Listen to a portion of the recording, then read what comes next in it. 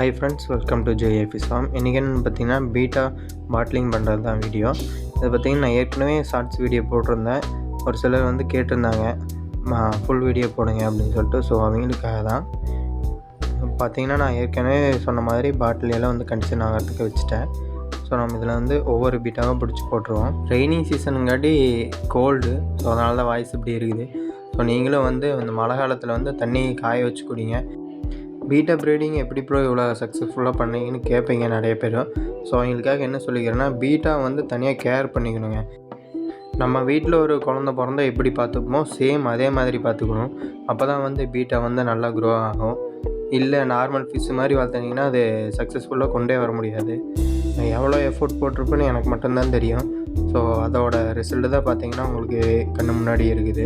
நான் நிறையா ஷார்ட்ஸ் வீடியோஸில் சொல்லியிருப்பேன். ஃபஸ்ட்டு பேட்ச் பீட்டாலாம் ஃபுல்லாக டெத் ஆகிடுச்சுன்னு சொல்லிட்டு. இது பார்த்திங்கன்னா செகண்ட் பேட்ச் பீட்டா. இதுக்கு டே 1 பார்த்திங்கன்னா நான் எதுவுமே கொடுக்கல. ஃபஸ்ட்டு 3 டேஸ்க்கு வந்து நான் எதுவுமே கொடுக்கல. அடுத்து டே 4லேருந்து பார்த்திங்கன்னா நான் வினிகர் ஆயில் கொடுக்க ஆரம்பித்தேன். வினிகர் ஆயில் வந்து கிட்டத்தட்ட ஒரு 1 வீக் பக்கமாக கொடுத்தேன். அதுக்கப்புறமேட்டு பார்த்திங்கன்னா தான் நான் மொயினா ஓனா ஃபீட் பண்ண ஆரம்பித்தேன். மொயினா ஃபீட் பண்ணதும் பார்த்திங்கன்னா நான் நெக்ஸ்ட்டு வந்து ஃபார்ம் ஃபீடு தான் போனேன். ஏன்னா ஃபார்ம் ஃபீடில் தான் வந்து ப்ரோட்டீன் அதிகமாக இருக்குது. ஸோ அதுக்காக பீட்டா பொறுத்தளவுக்கு ப்ரோட்டீன் ஃபுட்டாக கொடுத்தீங்கன்னா மட்டும்தான் இவ்வளோ பெருசாக ஆக முடியும். அது பீட்டா பார்த்திங்கன்னா நம்ம நார்மல் ஃபிஷ் மாதிரி சீக்கிரம்லாம் பெருசாகாது. ஒரு 6 மந்த் ஆகணும். நல்லா அடல்ட் சைஸ் வரத்துக்கு 6 மந்த் ஆயிரும். நார்மல் ஃபிஷ் எல்லாம் பார்த்திங்கன்னா 3 to 4 months தான் நல்லா அடல்ட் ஆயிரும். நான் இப்போ பார்த்திங்கன்னா இதுக்கு மொயினா ஃபீட் பண்ணிக்கிறேன். பாருங்கள் எவ்வளோ ஆக்டிவாக சாப்பிடுதுன்னு. ஸோ இந்த மாதிரி வளர்த்தணும். மொயினா தான் அதிகமாக போட்டு வளர்த்தணும். அதாவது லைஃப் ஃபுட்னால் நீங்கள் எது வேணாலும் எடுத்துக்கலாம். மொயினா, ஆர்டீமியா, மைக்ரோவார்ம், பிளட் வார்ம்ஸ் எது வேணாலும் எடுத்துக்கலாம். லைஃப் ஃபீட் கொடுக்குற அளவுக்கு கொஞ்சம் க்ரோ அப் ஆகும்.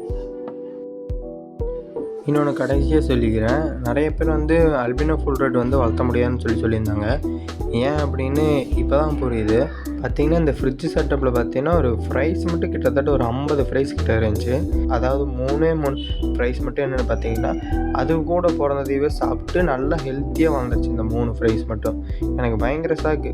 டீயே இல்லையே டபுளில் நம்ம வச்சிருந்த செட்டப்பில் அப்படிங்கும்போது பயங்கர சாக்கு. எனக்கு என்ன சொல்கிறதுனே தெரில. அல்பினோ வந்து இப்படி குட்டிகளை சாப்பிடுன்னு நான் எக்ஸ்பெக்டே பண்ணல.